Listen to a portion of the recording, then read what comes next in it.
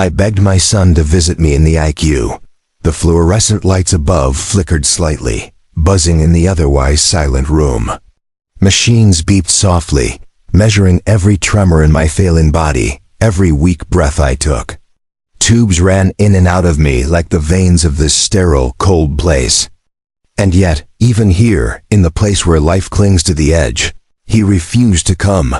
"I'm not wasting my time," he said, voice sharp and dismissive over the phone. "My girlfriend needs me." The words hit harder than any blow. I felt them in my chest, deeper than the illness gnawing at my bones. It wasn't just the refusal, it was the arrogance, the selfishness, the blatant disregard for what family meant, what respect meant. I closed my eyes for a moment, letting the oxygen hum through my lungs, counting each weak heartbeat. I didn't shout. I didn't plead further. I didn't beg anymore. There was only one thing left to do. I picked up the phone. My fingers trembled not from fear, but from the anticipation of the truth I was about to set in motion. A single number. A single call. Outside the ICU window, rain began to fall, streaking the glass with long, trembling rivulets. The world was gray, heavy, mirrored in my soul. I thought of the years I had spent raising him, guiding him, sacrificing without question. And now, when I needed him most, he chose convenience over compassion. The phone rang, and I waited, steady and patient. The nurse glanced at me, her eyes sympathetic but professional. She didn't interfere. She understood the silent power I carried. 5 hours passed. Every beep of the monitors, every flicker of fluorescent light, every soft shuffle in the hallway reminded me of the delay. 5 hours of him ignoring the one person who had given him everything. And then, the call came back. I didn't answer immediately. I let it ring, letting suspense build, letting the universe do its work. My son had no idea what awaited him. No idea that his arrogance and dismissal had set him on a path to consequences he could not escape. Finally, I answered. The voice on the other end, my son's, was confident, even a little smug. He still didn't understand that his world was about to change. "I'm busy," he said. "I can't." "Listen carefully." I interrupted, voice calm but carrying the weight of inevitability. "You need to hear this, not from me but from someone else. And when you do, you'll understand what you've missed." He scoffed. "I don't have time for riddles." I let the silence stretch. Every second was deliberate. Every pause built suspense. Every moment reminded him that he had ignored me, that he had chosen convenience over duty, that he had assumed love could be taken for granted. The rain tapped against the window like tiny ticking clocks. Outside, the city moved unaware, indifferent. Inside, the ICU was a silent stage, machines and monitors the only witnesses to the quiet storm unfolding. He hung up abruptly, confident he had avoided whatever I was hinting at. I watched the phone lie cold on the bedside table, knowing that the storm of reality would reach him soon. I leaned back in the chair, closing my eyes, letting the tension build. 5 hours. 5 hours of waiting, 5 hours of watching, and 5 hours for karma to begin its work. Minutes crawled into hours. The beeps of the heart monitor became hypnotic. The oxygen hissed softly like a clock counting down. I could feel it, the weight of inevitability pressing against the air. He would learn soon. He would feel it in the pit of his stomach. And it would break him. I didn't fear it. I didn't rejoice in it. I simply accepted it. Actions have consequences. Choices have weight. And when he received the news, it wouldn't just surprise him, it would shatter him. Outside, the rain intensified. Thunder rolled in the distance, as if echoing the storm that had been brewing inside me for hours. And then, quietly, almost imperceptibly, a door clicked. Somewhere out there, a revelation was moving toward him. The truth he had ignored, the consequences he had evaded, the impact of his choices. They were coming, faster than he could run, faster than he could hide. And in 5 hours, when he finally understood what he had done, he wouldn't just regret ignoring me. He would regret every choice that led him here, because life, in its quiet and unrelenting way, always balances the scales, and the news he would receive would break him. 5 hours later, the world outside the hospital was gray and soaked from relentless rain. I had waited patiently, breathing slowly, letting the storm outside mirror the storm that had been brewing inside me. Every monitor beeped softly, a steady reminder that life hung on fragile threads, that time was passing, and that he still had no idea what was coming. I saw the phone vibrate. His name flashed on the screen. My chest tightened, but my expression remained calm. I didn't answer immediately. I let it ring, letting him feel the weight of the moment before I spoke. Suspense was a teacher, and he needed a lesson. Finally, I picked up. "Hello," I said softly, each syllable deliberate. "Dad, His voice wavered, an unfamiliar tone creeping through. I could hear the confusion. The confidence he had carried all these years was cracking. "You weren't here," I said, letting the words hang like stones in the air. "You ignored me when it mattered. You chose someone else over your own family." 5 hours. 5 long hours. There was a pause, a breath, a shiver in the distance. Even through the phone, I could feel him sensing the gravity of his choices. I had to, his excuses faltered. He was searching, grasping at fragments of justification, but they slipped like water through his fingers. "Listen carefully," I said, my voice low but steady, resonating with authority. "You're about to hear news that will change everything. And you will feel it fully. Not through anger, not through words. Through the truth itself." His tone shifted. Unease, tension, and curiosity replaced arrogance. He was sensing, for the first time, that control had slipped from his hands. The room was quiet except for the hum of the monitors. The rain outside pounded harder against the glass. It was as if the world itself was preparing for the revelation. The silence was thick, almost tangible, pressing against him even miles away. "I don't understand," he said, almost whispering. What is it?" I didn't answer. Not yet. I let him wait. Suspense is a teacher, and he had ignored every lesson I had tried to impart in years past. He needed to feel the weight of anticipation, the chill of uncertainty. Suddenly, his girlfriend's voice came faintly in the background. She didn't know what he had done. She didn't know he had ignored the person who had given him life. There was confusion in her tone, concern, and she tried to interject, to soften the blow, to shield him. But the storm was unstoppable now. I let him stew in the silence. Let the seconds drag. Let his mind race as his heart pounded in his chest. Each beat a reminder that time cannot be controlled, that choices cannot be unmade. Then, a second phone buzzed. A message brief, almost clinical. A hospital alert, flagged as urgent. I could imagine him opening it, eyes widening, chest tightening. That first moment of shock, the sudden realization of what he had ignored, what he had missed, was priceless in its clarity. He tried to speak again, voice trembling, but no words came. He was grasping at air, trying to call, trying to understand, but the truth was immediate, unyielding. He could not run from it. The room was still. The rain slowed outside, leaving puddles that reflected the dim hospital lights. But inside, I felt the electricity of the revelation building, unseen but inevitable. 5 hours. I had waited. And now, the consequences of ignoring family, of placing selfish desires above love and duty, were crashing down on him. Every heartbeat, every breath, every pause he had ignored was coming home to roost. I imagined him standing in shock, legs trembling, breath caught in his chest. His girlfriend probably panicked, unsure what to do.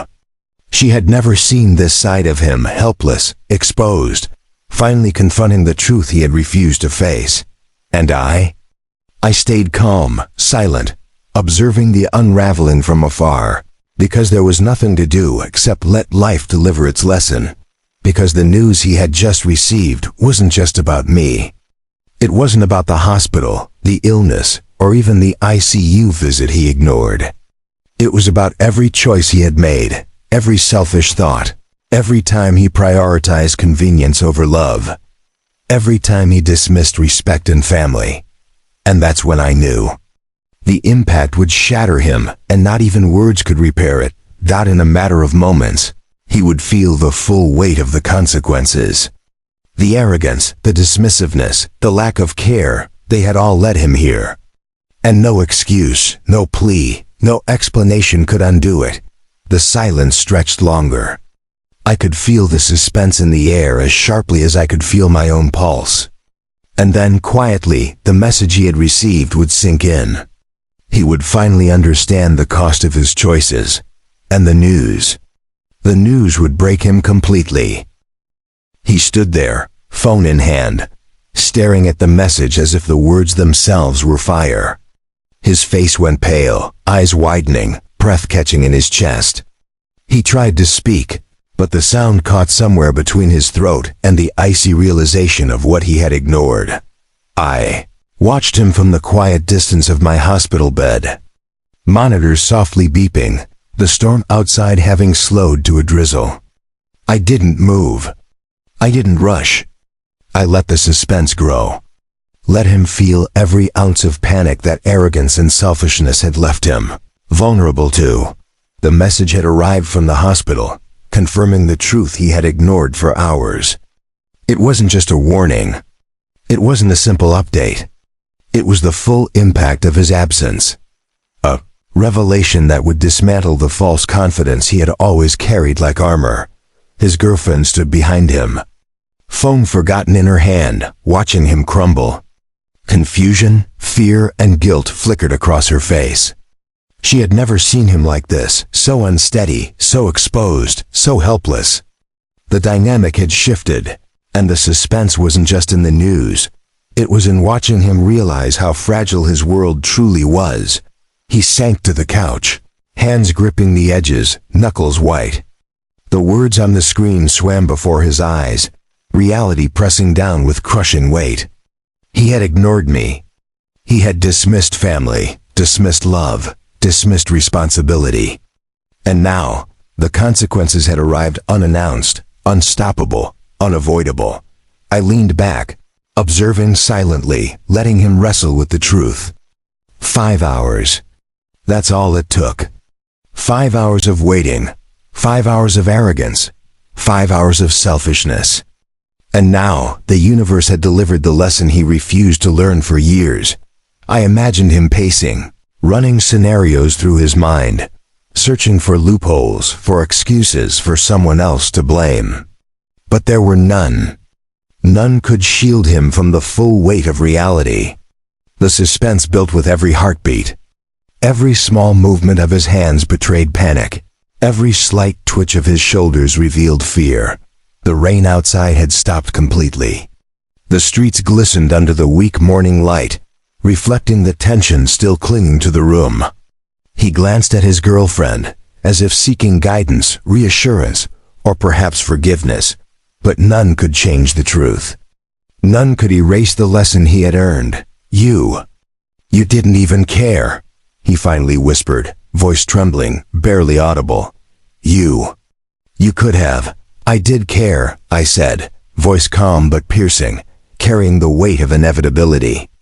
I cared enough to let reality speak for itself. I cared enough to let consequences reach you where words could not.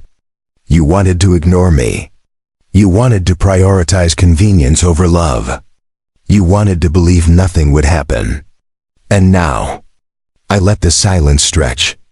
Now you see the result.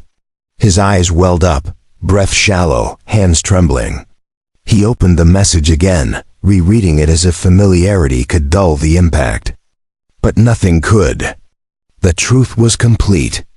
The realization unbearable. His girlfriend knelt beside him, trying to offer comfort, but he flinched. There was no comfort here. Not yet. Not ever, until he truly understood the cost of his actions. I allowed the suspense to stretch further. Every second he spent in that torment, every moment of fear, hesitation, and heartbreak, was part of the lesson. He had assumed life would bend around him, that family would forgive without question. He was wrong.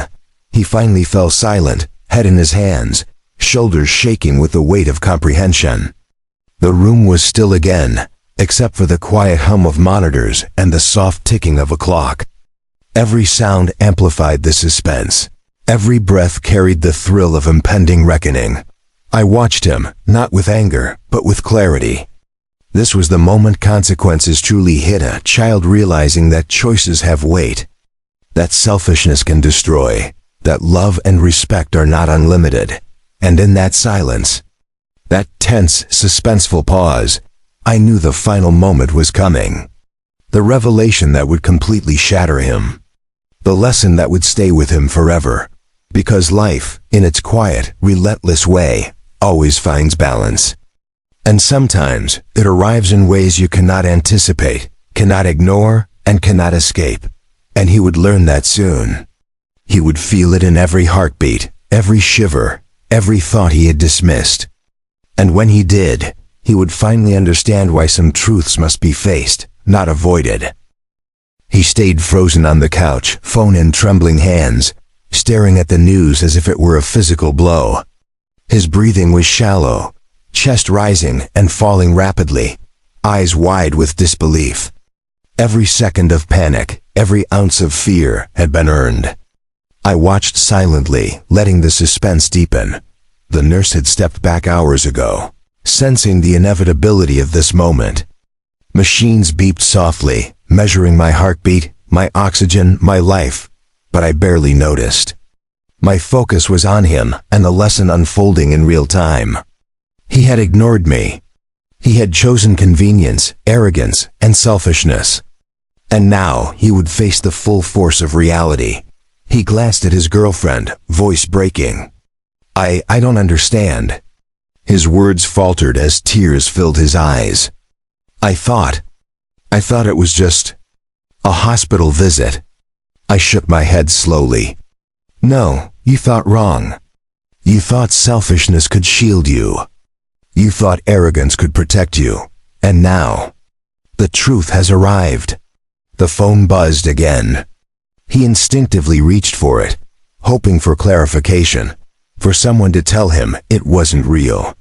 But no one could undo what had been set in motion. The notification on the screen confirmed everything. Confirmation that his absence had caused harm, that his priorities had been misplaced, that the consequences were unavoidable. I saw it in his eyes, panic giving way to shock, shock giving way to guilt, guilt giving way to the horror of understanding. His world, built on convenience and carelessness, had crumbled in an instant. You didn't come," he whispered, voice trembling. You needed me." And I held up my hand, stopping him. "You did this to yourself. I only gave you the chance to see it clearly. I only let reality speak for itself. You ignored your duty. You ignored respect. You ignored love and life, as a way of balancing the scales." His girlfriend clutched his arm, but even she realized the magnitude of the moment. There was no comfort, no quick fix, no excuse left to save him. The suspense, the tension, the thrill of consequence, all were real, immediate, and unrelenting. He sank fully onto the couch, hands covering his face, shoulders shaking. The monitors hummed around us, indifferent observers to the emotional destruction before them. Rain pattered softly against the window, a quiet accompaniment to the storm of comprehension inside him. I stood quietly, bald head glistening under the hospital lights, full beard dampened slightly by perspiration. I didn't gloat. I didn't raise my voice. I simply let him face the consequences. That was enough. The suspense, the thrill, the moral clarity, everything had converged at this moment. "You begged me to come," I said softly, voice calm yet unyielding. But you refused, and now, you see why some lessons cannot be ignored. His voice broke as he finally whispered, I was wrong. I should have, No more words, I interrupted. What matters now is that you remember this. Every choice you make, every decision you think is small, carries weight. Every time you put convenience over care, arrogance over respect, selfishness over love, you risk everything. And sometimes the cost is higher than you can imagine. He lowered his hands, eyes red, face pale, trembling. For the first time in years, he understood fear, regret, and humility. Not just as concepts, but as tangible, unavoidable forces in his life. The storm outside had cleared, leaving the streets glistening under early morning light. But inside, the storm had reached its peak. He had been broken not by anger, not by shouting, not by force, but by the quiet, inevitable consequences of his choices. And as I leaned back, monitoring my own weak heartbeat, I realized that this was the true power of patience, calm, and authority. Sometimes silence, observation, and allowing the truth to unfold is louder, heavier, and more permanent than any words. He would remember this night forever. He would remember the helplessness, the panic, the shock of realization. And he would carry it as a lesson sometimes. Ignoring family, ignoring love, ignoring respect, comes at a price no one can escape. And that's when I knew I had done my part. The rest was life's responsibility.